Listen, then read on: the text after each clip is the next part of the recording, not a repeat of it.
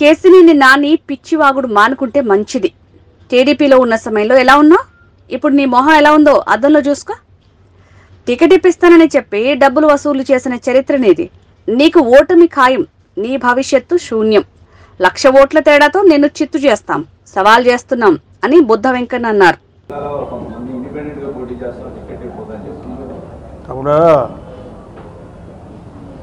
ఇప్పుడు నేను చెప్పానమ్మా, కార్యకర్తల అభిష్టం ఇవన్నీ కూడా. కార్యకర్తలు ఎవరు?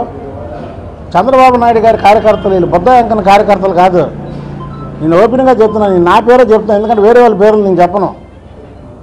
వీళ్ళు చంద్రబాబు నాయుడు గారి కార్యకర్తలు. ఇప్పుడు నా పక్క వచ్చి ఇంతమంది కూర్చున్నారు, లేదా నేను ఫైటింగ్ చేస్తా అంతమంది వస్తున్నారంటే నా మనుషులు అనుకుంటే ఎలాగ నేను అలాగనే నాని బాల్తా పడేట్టు తప్పుడు. ఇప్పుడు అందుకే నేను మాట్లాడేది కూడా, నాని కూడా అలాగనే బాల్తా పడ్డాడు. ఏదో కేసినేని నాని. వీళ్ళు చంద్రబాబు నాయుడు గారి మనుషులు, వీళ్ళు పార్టీ మనుషులు అనుకుంటే మనం కంట్రోల్లో ఉంటాం.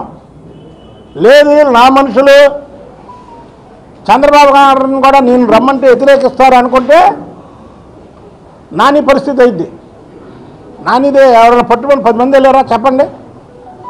10 మంది మేము వెళ్ళారు అని చెప్పానండి.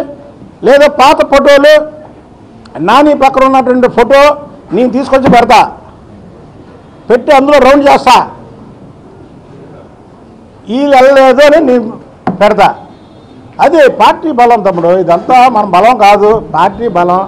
కాబట్టి అందరికీ పొజిషన్లు ఉంటాయి. నేను ఒక మాట చెప్తున్నా మా సోదరులకి, ఎమ్మెల్యే ఎంపీ అయితే 100 సంవత్సరాల పైన బతకం. అదే జీవితం కాదు, అదే బతుకు కాదు మనకి.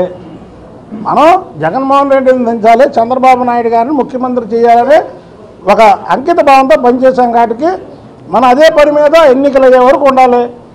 ఇక దాంట్లో తిరిగిలేదని మా సోదరులకు మాత్రం విజ్ఞప్తి చేస్తాం.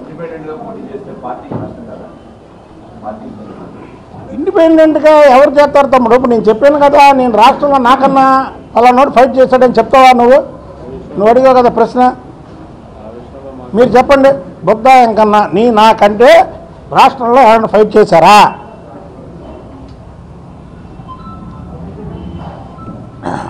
ఎవరుంటారు? నేను చెప్పట్లా, ఎవరు ఉండరు. అంతా నేను ఫైట్ చేసినప్పుడు నా వెనకాతలు ఉన్నటువంటి వ్యక్తులు కూడా చంద్రబాబు గారిని చూసే వచ్చారు, నన్ను చూసి రాలా. నేను చెప్తే నేను రాజకీయాల్లో నేను ఓపెన్గా మాట్లాడతానండి మాటలు. చంద్రబాబు గారికి బుద్ధ వెంకన్న అంకిత భావంతో పనిచేస్తున్నాడు. ఆయన రాముడు అయితే ఈయన ఆంజనేయుడు. ఈయనతో మనం పని చేయాలని వచ్చారు.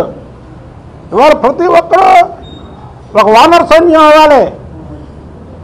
చంద్రబాబు గారు చేపట్టినటువంటి ఈ కార్యక్రమం మీద ప్రతి ఒక్కరూ వానర్ సైన్యంగా పోరాడాలి తప్ప మన బాస్కి మాత్రం ఇబ్బంది కలిగించకూడదని అంతా మా సోదరులే.